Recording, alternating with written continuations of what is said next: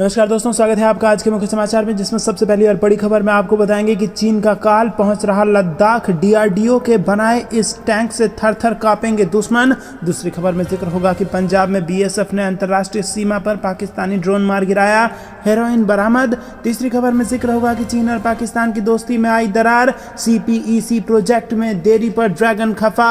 चौथी खबर में आपको बताएंगे कि जैश ए मोहम्मद का आतंकी गिरफ्तार, भारत में बड़े हमले की थी तैयारी। और पांचवी खबर में जिक्र होगा कि G7 की बैठक में पीएम मोदी ने चीन को दिखाया आईना, बोले यथास्थिति बदलने वालों का हो विरोध। दोस्तों, हर एक खबर की गहराई में आपको ले जाएंगे, लेकिन उससे पहले अगर आपको विदेश की सेना और पीएम मोदी पर पूरा भरोसा है तो वीडियो को लाइक करके कमेंट में लिखिए जय हिंद। रुक करते हैं सबसे पहली और बड़ी खबर की तरफ। चीन का काल पहुंच रहा लद्दाख। डीआरडीओ के बनाए इस टैंक से थर थर कांपेंगे दुश्मन। जी हां दोस्तों, आपको बता दें कि रक्षा अनुसंधान एवं विकास संगठन डीआरडीओ और प्राइवेट सेक्टर की firm Larsen and turbo joint project में भारतीय सेना के लिए एक लाइट टैंक जोरावर डेवलप कर रहे हैं। और टैंक चीन की सीमा के पास ऊंचाई वाले पहाड़ों में टेस्टिंग के लिए तैयार हैं और इस टैंक की टेस्टिंग 2023 के अंत तक शुरू होगी। डीआरडीओ के सीनियर अधिकारियों ने कहा कि इस साल के अंत तक इन टैंकों के टेस्टिंग के लिए तैयार होने की उम्मीद है।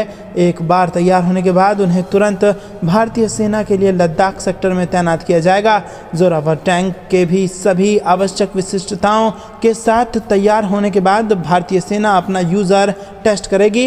रुक करते हैं अगली ब्रेकिंग न्यूज़ की तरफ। पंजाब में बीएसएफ ने अंतर्राष्ट्रीय सीमा पर पाकिस्तानी ड्रोन मार गिराया, हेरोइन बरामद। जी हां दोस्तों, पंजाब के अमृतसर सेक्टर में पाकिस्तान के एक ड्रोन ने भारतीय हवाई क्षेत्र का उल्लंघन किया है और इसके बाद बीएसएफ जवानों ने उस ड्रोन को मार गिराया। जवानों ने सर्च ऑपरेशन के दौरान बॉर्डर पर एक ड्रोन बरामद किया और बीएसएफ पंजाब फ्रंटियर की ओर से बताया गया है कि बीते 2 दिनों में पाकिस्तान की ओर से 4 ड्रोन भारतीय सीमा में आए हैं और इन्हें बीएसएफ के जवानों ने मार गिराया है। बीएसएफ की ओर से बताया गया है कि जवानों ने शुक्रवार की रात 3 ड्रोनों को भारतीय सीमा में प्रवेश करने से रोका, जबकि चौथे को शनिवार रात मार गिराया। बीएसएफ प्रवक्ता ने कहा कि पहला ड्रोन काला क्वाडकॉप्टर था, जिसे DJI मैट्रेस 300 आरटीके ने तैयार किया था और इस ड्रोन को अमृतसर जिले के उधर धारीवाल गांव से बरामद किया गया था। उन्होंने कहा कि बीएसएफ के जवानों ने शुक्रवार रात करीब 9 बजे गोलीबारी कर इस मानव रहित हवाई वाहन को रोक लिया है। रुक करते हैं अगली ब्रेकिंग न्यूज़ की तरफ। चीन और पाकिस्तान की दोस्ती में आई दरार, सीपीईसी प्रोजेक्ट में देरी पर ड्रैगन खफा। जी हां दोस्तों, पाकिस्तान में इस समय जमकर उथल पुथल मची हुई है। ऐसे में अब पड़ोसी देश का अजीज मित्र चीन भी नाराज हो गया है। सीपीईसी प्रोजेक्ट में देरी से ड्रैगन बेहद नाराज है। पड़ोसी मुल्क पाकिस्तान इन दिनों बुरे दौर से गुजर रहा है और आर्थिक संकट, जनता की बगावत और पीटीआई चीफ इमरान खान को लेकर देश में अफरा तफरी का माहौल बना हुआ है। और इन सब के बीच अब पाकिस्तान का दोस्त चीन भी नाराज हो गया है। ड्रैगन की ये नाराजगी चीनी पाकिस्तान आर्थिक गलियारे को लेकर है। समाचार एजेंसी एएनआई ने द फ्राइडे टाइम्स के हवाले से बताया कि सीपीईसी के तहत विकास की परियोजना में हो रही देरी को लेकर चीन पाकिस्तान से नाराज चल रहा है। और साथ ही ये भी बताया गया है कि चीन ने हाल ही में पाकिस्तान की आर्थिक रूप से मदद की और ज़रूरत पड़ने पर उसे समर्थन भी दिया और इसके बाद भी प्रोजेक्ट्स में देरी हो रही है। राजनयिक सूत्रों का कहना है कि चीन के अधिकारी पाकिस्तान के कुप्रबंधन से बेहद ज़्यादा नाराज हैं। रुक करते हैं अगली ब्रेकिंग न्यूज़ की तरफ। जैश ए मोहम्मद का आतंकी गिरफ्तार, भारत में बड़े हमले की थी तैयारी। जी हां दोस्तों, गिरफ्तार किया गया आतंकी मोहम्मद उबैद मलिक जम्मू कश्मीर में बड़ी आतंकी साजिश को अंजाम देने की फिराक में वो था। जी हां दोस्तों, यहाँ पर एनआईए ने जैश ए मोहम्मद के आतंकी को गिरफ्तार कर लिया है। गिरफ्तार करने के बाद कड़ी मुस्तैदी से एक बड़ी आतंकी साजिश को नाकाम कर दिया गया है। आतंकी उबैद जम्मू कश्मीर में बड़ी आतंकी साजिश को अंजाम देने की फिराक में था। दोस्तों, आपको बता दें कि जांच में सामने आया है कि पाकिस्तान में बैठे जैश कमांडर को गुप्त सूचना विशेष रूप से सैनिकों और सुरक्षा बलों की आवाजाही के बारे में बता रहा था और एनआईए ने आरोपी के पास से जम्मू कश्मीर में आतंकी गतिविधियों को बढ़ावा देने में उसकी संलिप्तता को लेकर कई आपत्तिजनक दस्तावेज भी बरामद किए हैं। रुक करते हैं अगली ब्रेकिंग न्यूज़ की तरफ। G7 की बैठक में पीएम मोदी ने चीन को दिखाया आईना, बोले यथास्थिति बदलने वालों को हो विरोध। जी हाँ दोस्तों, आपको बता दें प्रधानमंत्री मोदी ने रविवार को जापान के हिरोशिमा शहर में आयोजित G7 शिखर सम्मेलन के एक सत्र में कहा कि वो यूक्रेन में मौजूदा हालात को राजनीति या अर्थव्यवस्था का नहीं बल्कि मानवता एवं मानवीय मूल्यों का मुद्दा मानते हैं। उन्होंने अंतर्राष्ट्रीय कानून, संप्रभुता और क्षेत्रीय अखंडता के सम्मान के लिए सभी देशों का आह्वान किया। मोदी ने G7 बैठक के एक सत्र को संबोधित करते हुए यथास्थिति बदलने के एक तरफा प्रयासों के खिलाफ एक साथ मिलकर आवाज उठाने की पुरजोर वकालत की और कहा कि सभी देशों को संयुक्त राष्ट्र चार्टर, अंतर्राष्ट्रीय कानून और एक दूसरे की संप्रभुता एवं क्षेत्रीय अखंडता का सम्मान करना चाहिए। रुक करते हैं ब्रेकिंग न्यूज की तरफ। पीएम मोदी ने भारत के लिए सुरक्षा का सुदर्शन चक्र बनाया, गृह मंत्री अमित शाह का बयान। जी हाँ दोस्तों, केंद्रीय गृह मंत्री अमित शाह ने गुजरात के द्वारका में national academy of coastal policing के स्थायी परिसर का शिलान्यास किया और इस मौके पर गृह मंत्री ने कहा कि मोदी सरकार ने भारतीय नौसेना, इंडियन कोस्ट गार्ड, समुद्री पुलिस, कस्टम्स और मछुआरे के साथ मिलकर सुरक्षा का एक सुदर्शन चक्र बनाया है। उन्होंने कहा कि खुले समंदर में भारतीय नौसेना के जहाज और विमानों द्वारा सुरक्षा की जाती है। मध्य स्तरीय समुद्र में भारतीय नौसेना तथा तटरक्षक बल सुरक्षा और टेरिटोरियल वाटर में BSF की वाटर विंग इसे अंजाम देता है और गांव में देशभक्त मछुआरे सूचना का माध्यम बनकर देश की सुरक्षा सुनिश्चित करते हैं। रुक करते हैं अगली ब्रेकिंग न्यूज की तरफ। योजना भवन में मिला लावारिस सोना, सतीश पूनिया ने अमित शाह को लिखी चिट्ठी। जी हाँ दोस्तों, आपको बता दें कि जयपुर स्थित योजना भवन में IT डिपार्टमेंट के बेसमेंट में 2.3 करोड़ रुपए के अलावा 1 किलो सोना भी मिला है। ये रकम 500 और 2000 के नोट में मिली है और इस मामले की जांच के लिए टीम का गठन कर दिया गया है, जबकि मुख्य विपक्षी बीजेपी जोर शोर से इस मुद्दे को उठा रही है। अब बीजेपी नेता और उपनेता प्रतिपक्ष सतीश पूनिया ने यहां पर केंद्रीय गृह मंत्री से इस मामले की जांच कराने की मांग की है। सतीश पूनिया ने गृह मंत्री अमित शाह को शनिवार को एक चिट्ठी लिखी है और इस चिट्ठी में उन्होंने मांग की है कि मामले की जांच केंद्रीय एजेंसी से कराई जाए। बता दें कि शुक्रवार को पुलिस कमिश्नर आनंद श्रीवास्तव देर शाम प्रेस कॉन्फ्रेंस उन्होंने की और इस दौरान उन्होंने पत्रकारों को बताया कि योजना भवन में आयकर विभाग के बेसमेंट में रखी 2 अलमारियों को खोलने की कोशिश की जा रही थी और जब इसे खोला गया तो इसमें एक लैपटॉप बैग और इसी के साथ ट्रॉली वाला सूटकेस दिखा है और इसे जब खोला तो टीम हैरान रह गई क्योंकि उसमें कैश भरा हुआ था और इसकी जानकारी तुरंत पुलिस को दे दी गई। कमिश्नर ने बताया कि पुलिस भी मौके पर पहुंची और ट्रॉली में रखे नोट की गिनती की गई तो वो कुल 2,31,49,000 थे। इसके साथ 1 किलो गोल्ड बिस्कुट मिला है और इसकी जांच के लिए एक विशेष टीम गठित की गई है जो अब ये जांच करेगी कि ये पैसा किसका था। ये अलमारी लंबे समय से बंद थी जिसे शुक्रवार को 3-4 बजे के आसपास खोला गया है और लैपटॉप बैग और ट्रॉली वाले सूटकेस से ये रकम बरामद हुई है। रुक करते हैं अगली ब्रेकिंग न्यूज़ की तरफ। अगले 5 दिनों तक होगी झमाझम बारिश, यूपी दिल्ली के लिए जारी की गई ये चेतावनी। जी हाँ दोस्तों, उत्तर भारत के राज्यों में इन दिनों भीषण गर्मी पड़ रही है और इसके अलावा मध्य भारत, दक्षिण भारत में भी तापमान लोगों को झुलसा रहा है। ज़्यादातर जगह अधिकतम तापमान 40 डिग्री से अधिक जा चुका है और इस बीच भीषण गर्मी से राहत मिलने वाली है। मौसम विभाग ने कई जगह अगले 5 दिनों तक बारिश होने की संभावना जताई है। वहीं उत्तर पश्चिम भारत के राज्यों में 23 से 25 मई के बीच झमाझम बरसात का अलर्ट है। मौसम विभाग ने बताया कि पश्चिमी राजस्थान, दक्षिणी हरियाणा, दक्षिणी उत्तर प्रदेश, गंगीय पश्चिम बंगाल में 21-22 मई और झारखंड में 22 मई को हीट वेव की स्थिति बनी रहेगी। वहीं नॉर्थ ईस्ट राज्यों की बात करें तो असम और मेघालय में अगले 3 दिनों तक हल्की से मध्यम बारिश होने वाली है। इसके अलावा 21 से 25 मई 5 दिनों तक असम, मेघालय में बारिश जारी रहेगी। रुक करते हैं अगली ब्रेकिंग न्यूज़ की तरफ। भाजपा के नेताओं ने योजना भवन में मिले करोड़ों रुपए पर गहलोत को घेरा और उठाया बड़ा सवाल। जी हाँ दोस्तों, भाजपा विधायक वासुदेव देवनानी ने कहा है कि राज्य की कांग्रेस सरकार आकंठ भ्रष्टाचार में डूबी हुई है। देवनानी ने कहा कि जहां से मुख्यमंत्री प्रदेश का शासन चलाते हो वहां उनकी नाक के नीचे करोड़ों नगद और सोना बरामद हो जाए तो ये प्रदेश में भ्रष्टाचार का चरम सीमा का ही प्रमाण है। वहीं दोस्तों, भाजपा विधायक वासुदेव देवनानी ने कहा है कि राज्य की कांग्रेस सरकार आकंठ भ्रष्टाचार में डूबी हुई है। दोस्तों, भाजपा के राष्ट्रीय प्रवक्ता और जयपुर ग्रामीण सांसद राज्यवर्धन राठौर ने कहा है कि गहलोत सरकार ने राजस्थान को अराजक स्थान, तालिबानिस स्थान, अत्याचारित स्थान और पेपर लीकेज स्थान सहित कई हिस्सों में बांट दिया है और ये गहलोत सरकार नहीं, गृह लूट सरकार है। रुक करते हैं अगली ब्रेकिंग न्यूज़ की तरफ। कश्मीर में मीटिंग का चीन ने किया विरोध, भारत ने दिखाया आईना, जवाब से बोलती बंद। जी हाँ दोस्तों, जम्मू कश्मीर में G20 टूरिज्म वर्किंग ग्रुप की मीटिंग का चीन की ओर से विरोध करने पर भारत ने कड़ी प्रतिक्रिया दी है। भारतीय विदेश मंत्रालय की ओर से कहा गया है कि वो अपने क्षेत्र में बैठक करने के लिए स्वतंत्र है और इसके अलावा पड़ोसी देश के साथ सामान्य संबंधों के लिए सीमा पर अमन चैन जरूरी है। इससे पहले शुक्रवार को चीन ने कहा था कि वो कश्मीर में अलग सप्ताह होने वाली G20 पर्यटन कार्य समूह की बैठक में शामिल नहीं होगा।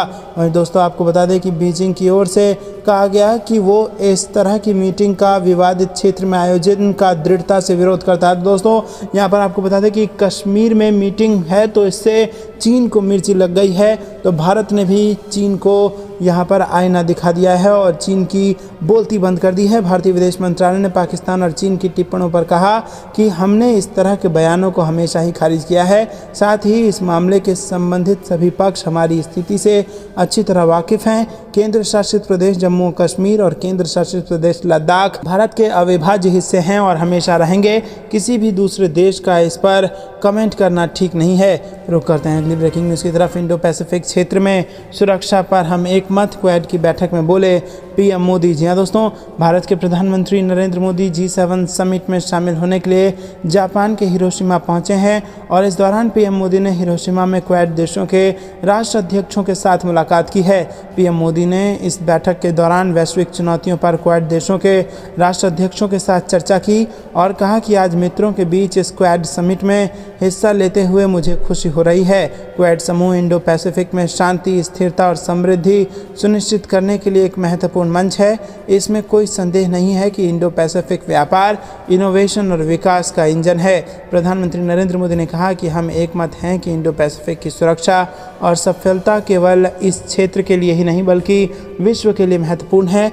रचनात्मक एजेंडे के साथ साझा लोकतांत्रिक मूल्यों के आधार पर हम आगे बढ़ रहे हैं। साझा प्रयासों के साथ मुक्त, खुला और समावेशी इंडो पैसिफिक के हमारे विजन को व्यवहारिक आयाम दे रहे हैं। मेरा मानना है कि क्वाड वैश्विक भलाई, मानव कल्याण, शांति के लिए काम जारी रखेगा। रुक करते हैं अगली ब्रेकिंग न्यूज़ की तरफ, जिसमें आपको बता दें कि G7 के समिट के दौरान गर्मजोशी के साथ मिले पीएम मोदी और राष्ट्रपति बाइडेन ने एक दूसरे को गले भी लगाया। जी हाँ दोस्तों, जापान के हिरोशिमा में आयोजित G7 बैठक के दौरान पीएम मोदी और अमेरिका के राष्ट्रपति जो बाइडेन की मुलाकात हुई और इस दौरान दोनों नेता पहले एक दूसरे से गर्मजोशी से मिले और फिर दोनों ने एक दूसरे को गले भी लगाया। दोनों नेताओं के बीच ये मुलाकात क्वाड शिखर सम्मेलन के नेताओं के तीसरे इन पर्सन शिखर सम्मेलन से ठीक पहले हुआ है। पीएम मोदी G7 की बैठक में पीएम फूमियो किशिदा के निमंत्रण पर शामिल हो रहे हैं। राष्ट्रपति बाइडेन से पीएम मोदी की ये मुलाकात 21 से 24 जून तक होने वाले उनके अमेरिकी दौरे से ठीक पहले हुई है। अमेरिका के दौरे के दौरान व्हाइट हाउस में पीएम मोदी की मेजबानी अमेरिकी राष्ट्रपति बाइडेन कर रहे हैं और इन सब के बीच राष्ट्रपति बाइडेन से मिलने से पहले शनिवार को पीएम मोदी का उनके जापानी समकक्ष फूमियो किशिदा ने हिरोशिमा में G7 शिखर सम्मेलन के कार्य सत्र 6 के लिए पहुंचने पर स्वागत किया। रुक करते हैं अगली ब्रेकिंग न्यूज़ की तरफ। भारतीय वायुसेना का बड़ा फैसला, MiG-21 लड़ाकू विमान की सभी उड़ानों पर रोक। जी हाँ दोस्तों, राजस्थान के ऊपर एक MiG-21 जेट के दुर्घटनाग्रस्त होने के 2 सप्ताह बाद भारतीय वायुसेना ने सोवियत मूल के विमानों के पुराने बेड़ों की उड़ानों पर रोक लगा दी है। दोस्तों आपको बता दें कि रिपोर्ट के अनुसार MiG-21 लड़ाकू विमानों के पूरे बेड़े की उड़ान को रोक दिया गया है और 8 मई की दुर्घटना की जाँच अभी भी जारी है और दुर्घटना के कारणों की जाँच की जा रही है। रुक करते हैं अगली ब्रेकिंग न्यूज़ की तरफ। दुनिया भर में फिर बजा पीएम मोदी का डंका, ग्लोबल लीडर अप्रूवल रेटिंग में इन सुपर पावर्स को पछाड़ा। जी हाँ दोस्तों, आपको बता दें कि ग्लोबल लीडर अप्रूवल रेटिंग में इस बार भी प्रधानमंत्री नरेंद्र मोदी को टॉप पर जगह मिली है। अमेरिका स्थित कंसल्टिंग फर्म मॉर्निंग कंसल्ट के एक सर्वे के अनुसार 78% रेटिंग के साथ पीएम मोदी को दुनिया के सबसे लोकप्रिय नेता माना गया है और इस सर्वे में अमेरिकी राष्ट्रपति जो बाइडेन 6ठे और ब्रिटेन के प्रधानमंत्री ऋषि सुनक 10वें नंबर पर हैं और इस रेटिंग में 100% लोगों में से 4% ने उनके बारे में कोई राय जाहिर नहीं की है, तो उन्हें 17% लोगों ने डिसअप्रूवल यानी नामंजूरी दी है और लेकिन 78% लोगों की पहली पसंद पीएम मोदी बने और उनके बाद दूसरे नंबर पर 62% के साथ स्विस राष्ट्रपति एलन बेरसेट हैं, तो तीसरे नंबर पर मैक्सिको के राष्ट्रपति हैं। रुक करते हैं अगली ब्रेकिंग न्यूज़ की तरफ। पूंछ नियंत्रण रेखा पर मारा गया घुसपैठिया, G20 G20 बैठक को लेकर IBLOC पर हाई अलर्ट। जी हाँ दोस्तों, जम्मू कश्मीर के पुंछ नियंत्रण रेखा पर सीमा पार से घुसपैठ कर भारतीय इलाकों में आए घुसपैठियों को जवानों ने मार गिराया है और इसके पास से कई चीज़ें बरामद की गई हैं। कश्मीर में G20 की बैठक को देखते हुए अंतर्राष्ट्रीय सीमा और नियंत्रण रेखा पर हाई अलर्ट घोषित किया गया है। शनिवार सुबह पूंछ के मेढर LOC पर जवानों से कुछ हलचल देखी और इसके बाद उन्होंने सर्च ऑपरेशन चलाया। इस बीच जवानों को कुछ घुसपैठियों के अपने क्षेत्र में आने की आहट मिली। जवाबी कार्रवाई के दौरान एक घुसपैठिया मारा गया। रुक करते हैं अगली ब्रेकिंग न्यूज़ की तरफ। ड्रैगन की बढ़ेगी टेंशन, चीन के खिलाफ एक साथ आर्थिक मोर्चों पर काम करने को राजी हो गए हैं G7 के सदस्य देश। जी हाँ दोस्तों, जापान में अभी G7 की मीटिंग चल रही है और इस दौरान G7 समूह के प्रमुख आए हुए हैं और इस दौरान G7 प्रमुख सदस्य देश अमेरिका के अधिकारी ने कहा है कि G7 शनिवार को आर्थिक स्थिति से मुकाबला करने के लिए कॉमन टूल का इस्तेमाल करने पर सहमत हुआ है। रुक करते हैं अगली ब्रेकिंग न्यूज़ की तरफ। मेरी जान को खतरा है, बचा लो। पूर्व PM इमरान खान का ऑडियो हुआ लीक और अमेरिकी सांसद के आगे गिड़गिड़ाए। जी हाँ दोस्तों, आपको बता दें कि पाकिस्तान में जारी राजनीतिक आर्थिक संकट के बीच पूर्व PM इमरान खान का एक वीडियो लीक हो गया है और इस वीडियो ऑडियो से पाकिस्तान की सियासत और वहाँ की मीडिया से लेकर अमेरिका तक हलचल है। असल में इस ऑडियो में PTI चीफ एक अमेरिकी महिला सांसद से बात कर रहे हैं और बिल्कुल गिड़गिड़ाते हुए मदद की भीख मांग रहे हैं। इस ऑडियो में दूसरी ओर अमेरिकी कांग्रेस सदस्य मैक्सिन मूर वाटर्स हैं, जिनसे खान अपील कर रहे हैं कि वो उन्हें सहयोग दें और उनके समर्थन में खड़ी हों। और इस लीक हुए ऑडियो की चर्चा इसलिए भी है क्योंकि इमरान खान की रंग बदलने वाली छवि को सामने ये रखता है और ऐसी बातें बीते साल के उनके रवैयों को लेकर कही जा रही है। रुक करते हैं अगली ब्रेकिंग न्यूज़ की तरफ। गूगल के खिलाफ एक्शन के मूड में भारत सरकार, लग सकता है करोड़ों का जुर्माना। पोजीशन के गलत इस्तेमाल का है आरोप। जी हाँ दोस्तों, आपको बता दें कि भारत सरकार गूगल के खिलाफ एक्शन लेने की प्लानिंग कर रही है। गूगल पर आरोप है कि उसने बाजार में अपनी मजबूत पोजीशन का गलत फायदा उठाया है। इलेक्ट्रॉनिक्स एवं सूचना प्रौद्योगिकी राज्य मंत्री राजीव चंद्रशेखर एक समाचार एजेंसी को बताया कि भारत सरकार ने पिछले साल एक एंटी ट्रस्ट वॉचडॉग के बाद अल्फाबेट के गूगल के खिलाफ कार्रवाई करने की योजना बनाई है। पिछले साल अक्टूबर में ही भारत सरकार की एंटी ट्रस्ट इकाई ने 2 मामलों में गूगल पर $275 मिलियन यानी करीब 22,800 करोड़ रुपए का जुर्माना लगाया था और ये जुर्माना भी गूगल पर एंड्रॉयड ऑपरेटिंग सिस्टम बाजार में अपनी प्रमुख स्थिति के दुरुपयोग और डेवलपर्स को अपने इन ऐप भुगतान सिस्टम का इस्तेमाल करने के लिए मजबूर करने के लिए लगा था। दोस्तों, रुक करते हैं अगली ब्रेकिंग न्यूज़ की तरफ। उड़ीसा के मुख्यमंत्री नवीन पटनायक ने की 2024 लोकसभा चुनाव में PM मोदी की जीत की भविष्यवाणी। जी हाँ दोस्तों, प्रधानमंत्री नरेंद्र मोदी ने बृहस्पतिवार को उड़ीसा में 8,000 करोड़ रुपए से अधिक की रेलवे परियोजनाओं की शुरुआत की और राज्य की पहली वंदे भारत एक्सप्रेस को हरी झंडी दिखाकर रवाना किया। इस दौरान मुख्यमंत्री नवीन पटनायक ने 2024 लोकसभा चुनाव में PM मोदी की जीत की भविष्यवाणी कर दी, जिसके कई सियासी मायने निकाले जा रहे हैं। बता दें कि नवीन पटनायक ने हाल ही में PM मोदी से दिल्ली में मुलाकात की थी। दोस्तों, रुक करते हैं अगली ब्रेकिंग न्यूज़ की तरफ। आपको बता दें कि दुनिया के 10 ताकतवर देशों में शामिल हो सकता है भारत। G7 बनेगा G10। जी हाँ दोस्तों, दुनिया के ताकतवर देशों के समूह G7 में जल्द भारत को भी एंट्री मिल सकती है। जापान में 19-21 मई के बीच होने वाली बैठक के दौरान भी समूह के विस्तार को लेकर चर्चा होने के आसार हैं। G7 देशों में बातचीत चल रही है कि भारत, चीन और ब्राज़ील को भी समूह में शामिल कर इसे G10 या D10 का नाम दे दिया जाए। G7 में फिलहाल Canada, France, Germany, Italy, Japan, Britain और अमेरिका शामिल है। समूह की शुरुआत वर्ष 1975 में हुई और तब ये G6 हुआ करता था।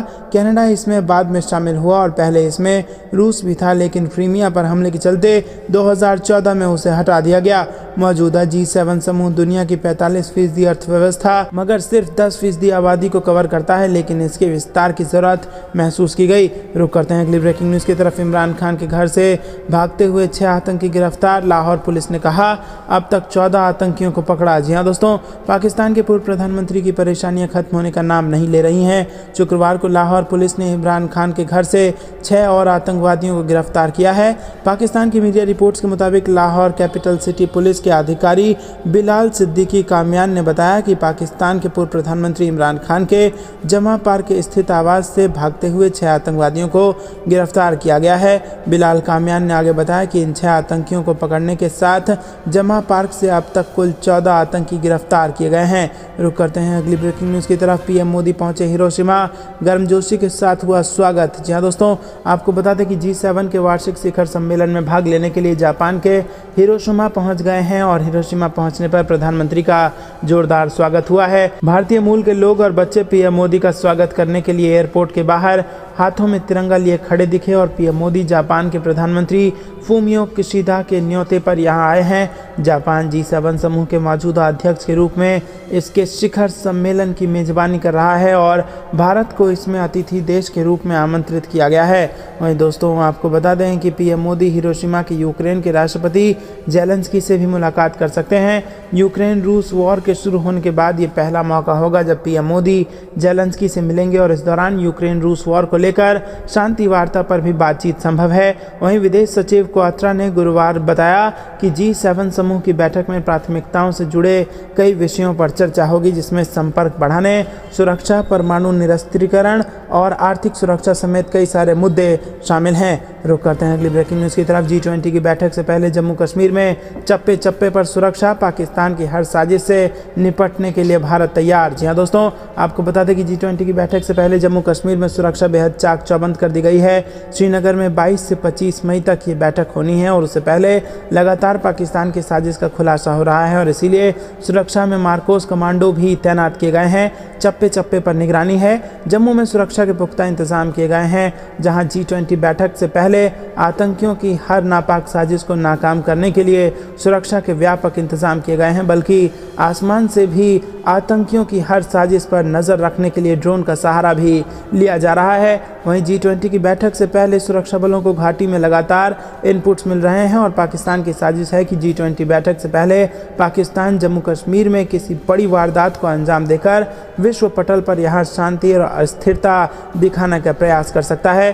सुरक्षा बलों को ये भी इनपुट मिले हैं कि पाकिस्तानी ड्रोन के जरिए जम्मू में हथियारों की ड्रॉपिंग या किसी हमले को अंजाम दिया जा सकता है, जिसके बाद जम्मू में न केवल सड़क पर बल्कि हवा में भी सुरक्षा का पहरा कड़ा कर दिया गया है।